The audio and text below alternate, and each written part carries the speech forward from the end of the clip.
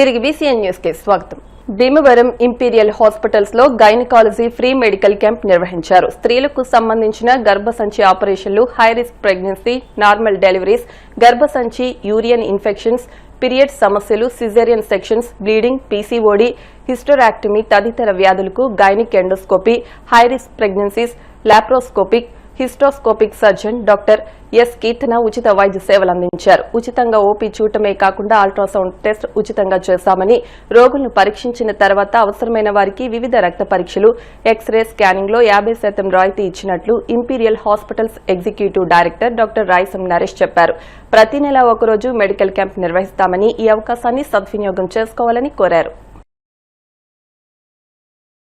నా పేరు doctor Rayasam Naresh, imperial hospital executive డైరెక్టర్గా ఉన్నాను. ఈ రోజు 11వ తారీఖు డిసెంబర్ మా ఆవరణలో మా ప్రెమిసెస్లో డాక్టర్ కీర్తన గారు సీనియర్ గైనకాలజిస్ట్ చాలా సక్సెస్ఫుల్గా మాకు ఒక గైనకాలజీ క్యాంప్ ఒకటి కండక్ట్ చేయడం జరిగింది. చాలా పెద్ద ఎత్తులో జనాలు వచ్చి అందరూ దీన్ని సద్వినియోగం చేసుకున్నారు. ఈ క్యాంప్లో ఆడవాళ్ళకి సంబంధించి పరీక్షలు, టెస్టులు అన్నీ ఫ్రీగా చేసి ప్రొసీజర్లో కూడా రాయితీ ఇచ్చి చేయడం జరిగింది. ఇంకా ఫ్యూచర్లో కూడా ఇలాంటి క్యాంపులు తరచూ నెలకు ఒకటన్నా కంపల్సరీగా మాకు పెట్టాలనేది మా ఆశయం. నెక్స్ట్ తేదీ అందరికీ తెలియజేస్తామండి బీసీఎన్ ఛానల్ ద్వారాగా. దయచేసి తెలుసుకుని అందరూ బాగా సక్సెస్ఫుల్ చేయాలని నెక్స్ట్ వచ్చే క్యాంపులన్నీ. మీకు ఈ క్యాంపులో మనం సెలెక్ట్ చేసుకున్న పేషెంట్స్కి ఎవరికన్నా ప్రొసీజర్స్ అవి మనకు అవసరం పడిన వాళ్ళకి కూడా పెద్ద ఎత్తులో రాయితీ ఇచ్చి చేయడం జరుగుతుంది. వాండ్రం గ్రామంలో హెల్త్ సెంటర్ ను 12 లక్షల వ్యయంతో నిర్మిస్తున్నట్టు ఉండి మండల సర్పంచుల ఛాంబర్ అధ్యక్షులు వాండ్రం గ్రామ సర్పంచ్ దాసరి వెంకటకృష్ణ చెప్పారు. ఉండి మండలం వాండ్రం గ్రామంలో బేస్మెంట్ స్థాయిలో నిలిచిపోయిన హెల్త్ సెంటర్ ను అసెంబ్లీ డిప్యూటీ స్పీకర్ ఉండి ఎమ్మెల్యే కనుమూరి రఘురామ కృష్ణంరాజు దృష్టికి తీసుకెళ్లానన్నారు. 10 మందికి ఉపయోగపడేదని ఆయన ప్రోత్సహించడంతో దాతల సహాయంతో నిర్మాణాన్ని పూర్తి చేస్తున్నట్టు చెప్పారు. ఆర్బీకే భవనాన్ని దాతల సహకారంతో త్వరలో నిర్మిస్తామన్నారు. గ్రామాభివృద్ధి ధ్యేయంగా ప్రజలకు అవసరమైనదిగా గుర్తించి దాతలను సమీకరించి 2 గదులను నిర్మిస్తున్నట్టు ఆయన తెలియజేశారు. హెల్త్ సెంటర్ పనులు చురుగ్గా సాగుతున్నాయన్నారు. శ్మశాన వాటికలో తన తల్లి పేరు మీద 3 లక్షల వ్యయంతో వెయిటింగ్ షెల్టర్ ను నిర్మించామన్నారు. త్వరలో ప్రారంభించి వినియోగంలోకి తీసుకొస్తారని ఆయన తెలిపారు. ఉండి మండలం వాండ్రం గ్రామంలో సర్పంచ్గా నేను దాసరి వెంకటకృష్ణ. గ్రామ అభివృద్ధి కోసం మరి దాతల సహకారంతో ఈ హెల్త్ సెంటర్ బేస్మెంట్లో వేసి అప్పుడు గవర్నమెంట్లో ఫండ్స్ లేక నిలిచిపోయి ఉంది. దాన్ని దాతల సహకారంతో గ్రామానికి హెల్త్ సెంటర్ ముఖ్య అవసరం కాబట్టి మరి రఘురామ కృష్ణరాజు గారు తెలియపరచుగా దాతల సహకారంతో ఇలా నిర్మించుకుంటామంటే తప్పనిసరిగా సర్పంచ్ గారు తప్పనిసరిగా మీరు చేస్తే మంచిది. గ్రామంలో మరి ఏఎన్ఎంలు ఇచ్చాం, ఆశా వర్కర్లు ఇచ్చాం, మరి గవర్నమెంట్ సిబ్బంది ఉన్నారు కాబట్టి మీరు నిర్మిస్తే గ్రామంలో ప్రజలందరికీ ఉపయోగపడుతుందనే ఉద్దేశంతో మరి 12 లక్షల రూపాయలతో మరి హెల్త్ సెంటర్ని 2 గదులు, డాక్టర్ రూము, పేషెంట్లు చూడడానికి వారికి కూడా ఒక రూమ్ కట్టి దాంట్లో సెల్ఫ్లు కట్టి గ్రామం కోసం ప్రజల కోసం చేయటం జరుగుతుంది. అలాగే డోక్రా భవనం ఎప్పుడో నుంచో స్లాబ్ వేసి వదిలేశారు. మరి చేసిన వాళ్ళు కూడా అప్పుడు బిల్లు కూడా రాలేదని తెలిసింది. అయినా అలాగే కింద ఫ్లోరింగు, ప్లాస్టింగ్లు ఇబ్బంది అవుతుంది.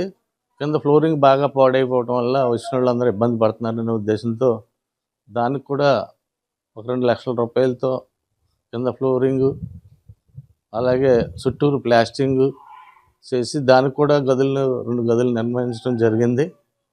అలాగే మరి పక్కనే ఉన్న ఆర్బీకే కూడా దాతలు వచ్చారు, మొదలెడుతున్నారు.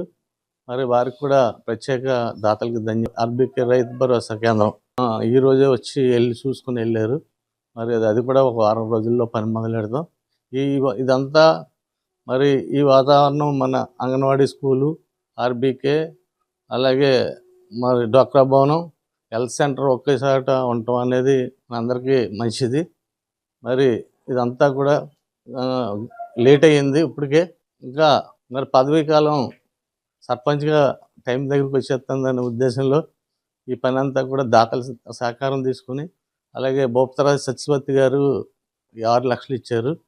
మా అమ్మగారి పేరు మీద ఒక 6 లక్షలతో ఈ హెల్త్ సెంటర్ దాసరి లక్ష్మీ నరసింహ గారు హెల్త్ సెంటర్ చేసాం. అలాగే శ్మశానంలో మరి 3 లక్షల రూపాయలతోటి మరి ఒక షెడ్ వేసి ప్రజలు అక్కడికి వెళ్ళినప్పుడు ఎవరైనా కాలం చేసినప్పుడు అక్కడ కూర్చోవటానికి కూడా లేదు ఏళ్ల తరపు నుంచి.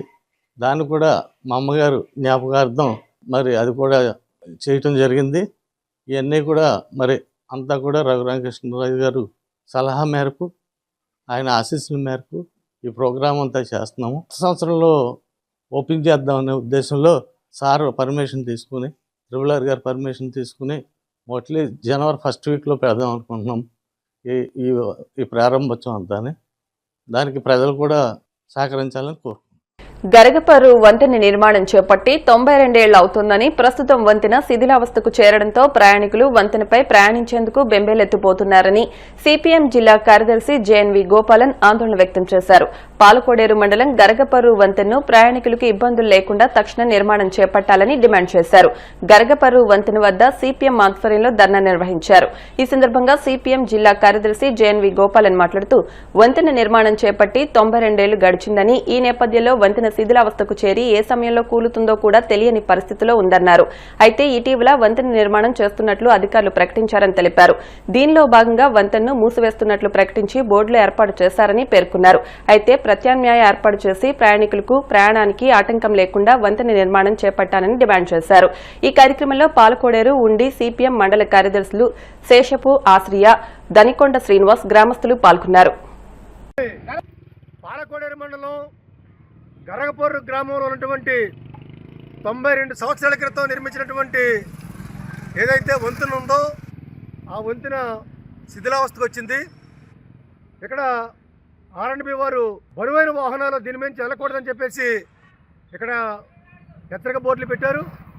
అలాగే ఇక్కడ ఒక షట్టర్లు కూడా పెడతా ఉన్నారు. ఇవాళ మేము అడుగుతుంది ఏంటంటే 92 సంవత్సరాల క్రితం ఇక్కడ నిర్మాణం జరిగింది. ఇది కూలిపోతుందని చెప్పేసి, శిథిలావస్థకు వచ్చిందని చెప్పేసి అధికారులకి ప్రభుత్వానికి తెలుసు. మీరు ట్రాఫిక్ మళ్లించడం కోసం బరువైన వాహనాలు వెళ్ళకూడదని చెప్పేసి చెప్పడం, దీనికంటే ఇది కూలిపోకముందే, శిథిలావస్థకు రాకముందే, కొన్ని సంవత్సరాలకు ముందే నూతన వంతెన నిర్మించి దీన్ని క్లోజ్ చేస్తుంటే బాగుండేది. కానీ అది ఏమీ చేయకుండా ఈ వంతెన మూసేస్తే ప్రయాణికులు ఏ రకంగా ప్రయాణాలు చేయాలి, ప్రజలకు ఏ రకంగా సౌకర్యంగా ఉంటుంది. కాబట్టి ఇది పూర్తిగా ప్రభుత్వం అధికారులు యొక్క అసమర్థత తప్ప, ముందు చూపు లేకపోవడం తప్ప మరొకటి కాదు.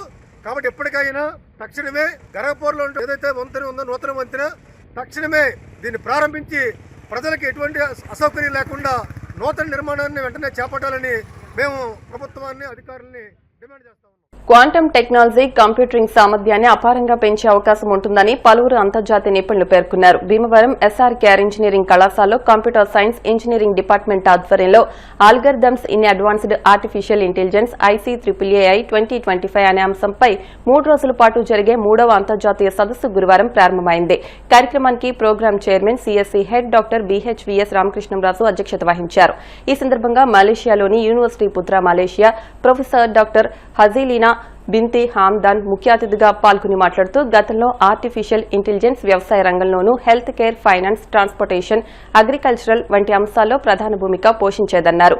అయితే ప్రస్తుతం వస్తున్న న్యూ కంప్యూటర్ టెక్నాలజీస్ అందుబాటులోకి వస్తున్నందున నూతన ఆలోచనలతోనూ, నూతన ఆవిష్కరణలతోనూ నూతన అప్లికేషన్స్ మరింత ప్రగతి సాధించాలని ఆమె సూచించారు. ఆర్టిఫిషియల్ ఇంటెలిజెన్స్ సొసైటీకి ఉపయోగపడే విధంగా తీర్చిదిద్దాల్సిన ఆవశ్యకత ఎంతైనా ఉందని ఆమె చెప్పారు. IIT Hyderabad CSE professor doctor MV Panduranga Rao మాట్లాడుతూ, క్వాంటమ్ టెక్నాలజీస్ ద్వారా కంప్యూటరైజేషన్ అత్యంత వేగంగా, సమర్థవంతంగా పనిచేసేలా చేస్తుందని పేర్కొన్నారు. కళాశాల పూర్వ విద్యార్థి Maharshi consultancy private limited CTO M Srinivas Varma మాట్లాడుతూ, కళాశాలలో అంతర్జాతీయ సదస్సు ఏర్పాటు చేసి నూతన సాంకేతికతపై అధ్యయనం చేసే అవకాశం కల్పించినందుకు CSE డిపార్ట్మెంట్కి అభినందనలు తెలిపారు. ప్రోగ్రాం చైర్మన్ రామకృష్ణంరాజు మాట్లాడుతూ, అంతర్జాతీయ సదస్సు ప్రధాన ఉద్దేశంలో భాగంగా ఆర్టిఫిషియల్ ఇంటెలిజెన్స్ ఫ్యూచర్లో జరగబోయే టెక్నాలజీ మార్పులపై, అభివృద్ధిపై అధ్యయనం చేయడం యువ పరిశోధకులు తమ విజ్ఞానాన్ని మరింత పెంపొందించేందుకు ఎంతగానో తోడ్పడుతుందన్నారు. దీనివల్ల సొసైటీకి ఉపయోగపడే మంచి ఫలితాలు కూడా రాబట్టవచ్చనే ఉద్దేశంతో దీన్ని ఏర్పాటు చేసినట్టు పేర్కొన్నారు. కార్యక్రమంలో program convener doctor RNV Jaganmohan, doctor GNV G Sirisha మాట్లాడుతూ అంతర్జాతీయ సదస్సుకు పరిశోధకులు, కళాశాల అధ్యాపకుల నుండి మంచి స్పందన వచ్చిందని పేర్కొన్నారు. వచ్చిన పేపర్లను నిపుణులు పరిశీలించి ఆమోదించిన మేరకు సుమారు 117 పేపర్స్ ఆమోదించడం జరిగిందన్నారు. Pushing the boundaries of what intelligence systems can achieve. As the general chair of this conference, I am delighted to see such an inspiring gathering of minds, experts who are shaping the future of artificial intelligence and young researchers who will define the next era of innovation. Artificial intelligence is no longer a distinct concept, it is a living, evolving force transforming the every sphere of human life. But at the heart of every intelligent systems, emergent architectures, quantum-inspired methods, and ethical and responsible AI frameworks. Really wonderful to see so many passionate researchers, educators, innovators, and students gathered here today. We are here to present our work and our deep curiosity about how algorithms and intelligence systems are shaping our world. Over the past few years, we can watch that AI grow from something experimental into something that now sits at the center of almost every industry. We can see all the area, all the industry are moving forwards to the artificial intelligence. This event keynote sessions and technical presentations and panel members discussions and that explore innovative ideas and societal impacts of emerging technologies, notably highlighting the transformative shift in artificial intelligence through the quantum computing and problem capabilities. We have, wherever we go in the world, we have enormous amount of opportunities, whether you wanted to be an employee or whether you wanted to be, whether you want to start on your own.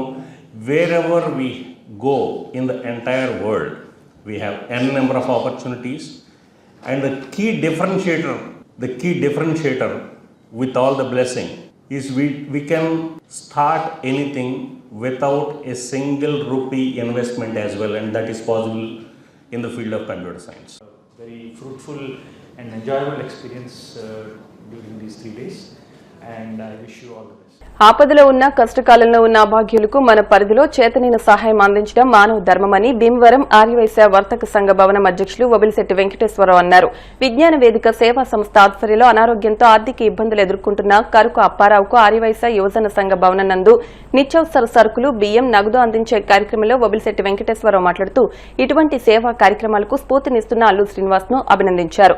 నిర్వాహకులు అల్లు శ్రీనివాస్ మాట్లాడుతూ షాపుల వద్ద tailoring చేసుకుంటున్న కరుకు అప్పారావుకు అనారోగ్యంతో జీవనం కష్టతరంగా ఉందని, అతనికి gave our Chand brothers సౌజన్యంతో 2 నెలలకు సరిపడా నిత్యావసర సరుకులు, బస్తా బియ్యం, దాతలందించిన 1500 రూపాయల నగదు అందించామని తెలిపారు. ఈ కార్యక్రమంలో మానవతా సంస్థ కోశాధికారి Granthi Kumara Venkateswara Varaprasad, new Andhra body builders association కార్యదర్శి షేక్ కాసిం, ఇందుకూరి శివాజీ వర్మ, మోటేపల్లి రామకృష్ణులు పాల్గొన్నారు. సమాజంలో మనతో పాటు జీవించేటువంటి కొంతమంది కష్టకాలంలో ఆదరించడం మానవ ధర్మం. అందులో భాగంగా అనేక స్వచ్ఛంద సంస్థలు, సంఘాలు మరి మన పరిధిలో ఉన్నటువంటి కష్టాల్లో ఉన్న వాడికి ఎంతో కొంత సహాయం అనేక రకాలుగా చేస్తున్నారు. ఈ సందర్భంలో భీమవరంపట్నం చెందినటువంటి వంతంలోని రెస్ట్ హౌస్ రోడ్డుకి చెందినటువంటి కరుకు అప్పారం అని చెప్పేసి ఈయన టైలరింగ్ చేసేవాడు, మరి ఏదో షాపుల దగ్గర. అయితే అతనికి వచ్చినటువంటి అనారోగ్యం వల్ల కనీసం నడవలేని పరిస్థితిలో ఉన్నాడు. కనీసం కత్తి పట్టుకుని చేద్దామన్నా సరే ఆ వైబ్రేషన్ రావడం వల్ల ఏ పని చేసుకోలేక కుటుంబం చాలా కష్టతరంగా ఉంది. ఈ సందర్భంలో ఆ స్థానిక తెలుగుదేశం ధర్మేట ఈరోజు భీమవరంపట్నం చెందినటువంటి గేవర్ చంద్ ఆశీర్వాదం జ్యువెలర్స్ అని చెప్పి ఆ గేవర్ చంద్ గారు నిత్యసేన సంపూర్ణంగా 2 సరిపడేటువంటి బియ్యాన్ని, నిత్యావసర సరుకులు అందించారు. దీంతో పాటు అతనికి ఆసరాగా ఉండడం కోసం మా వబిలిశెట్టి వెంకటేశ్వరరావు గారు, అలాగే గ్రంథి కుమార వెంకటేశ్వర వరప్రసాద్ గారు, షేక్ కాసిం గారు కలిసి కొంత నగదు కూడా ఇవ్వడం జరిగింది. ఇలాగా మన పరిధిలో ఉన్నటువంటి చేతనే సహకారం చేసి మరి ఆదుకోవడం అనేది ఒక మంచి పరిణామం.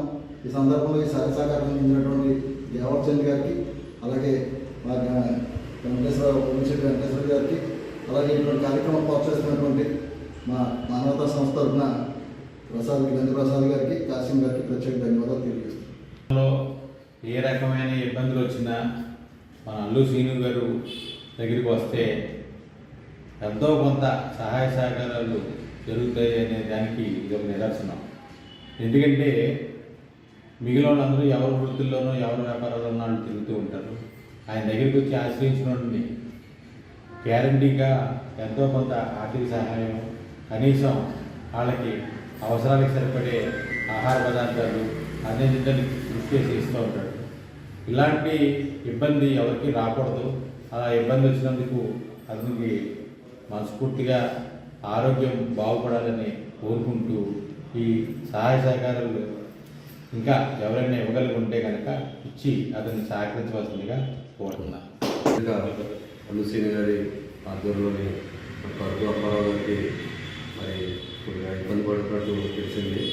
మరి మా వంతు తప్పకుండా మరి జైన్ గారు కూడా మా స్నేహితులు వాళ్ళు నిత్యావసర వస్తువులు ఇచ్చారు.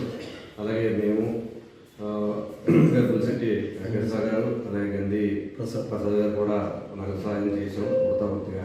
అలాగే ఇంకెవరన్నా చేసి ఉద్దేశం ఉన్నవాళ్ళైతే అల్లు శ్రీను కలిసినట్లయితే వారికి మన ఉన్న దాంట్లోనే కొంత సాయం చేయాలని మనస్ఫూర్తిగా కోరుకుంటూ మానవ సేవే మానవ సేవ అన్న నినాదం మీద మరి ఈ విధంగా అల్లు శ్రీను గారు చేసినందుకు వారికి ప్రత్యేకంగా అభినందనలు తెలియజేస్తున్నాం. అలాగే నా స్నేహితులు జైన్ గారికి ఇలాంటి మంచి కార్యక్రమాలు ఇంకా ముందు ముందు చేయాలని నా స్నేహితులకి మనస్ఫూర్తిగా వారికి అభినందనలు తెలియజేస్తున్నాం. పర్యావరణ పరిరక్షణ అందరి బాధ్యత అని ఉండి Lions club president doctor Gadiraju Rangaraju అన్నారు. ఉండి లయన్స్ క్లబ్ ఆధ్వర్యంలో ఉండి హైస్కూల్ ఆవరణలో మొక్కలు నాటే కార్యక్రమం గురువారం నిర్వహించారు.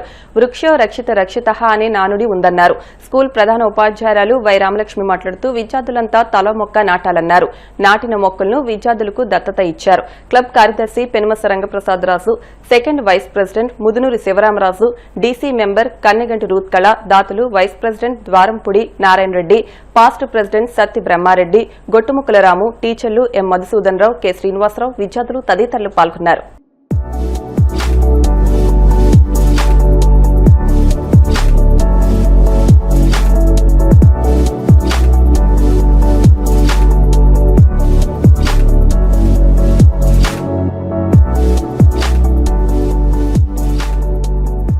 మనము భుజించే పండ్లు ఫలాలు, పెద్దలు పడిన శ్రమ ఫలితాలు, పెద్దలు పడిన శ్రమ ఫలితాలు.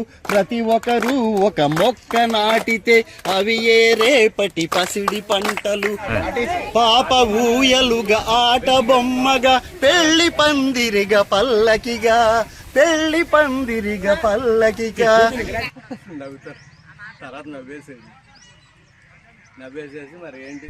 ఈరోజు ఉండి లయన్స్ క్లబ్ ఆధ్వర్యంలో ఉండి జడ్బిహెచ్ హై స్కూల్లో పర్యావరణంలో భాగంగా మొక్కల నాటే కార్యక్రమం చేపట్టడం జరిగింది. దీనికి దాత మా లైన్ శాసన సభ్యులు దూరంపూడి నారాయణ రెడ్డి గారు, సత్తి బ్రహ్మారెడ్డి గారు దీనికి సహకరించారు. వారికి లయన్స్ క్లబ్ తరఫున ధన్యవాదాలు తెలియజేసుకుంటున్నాను.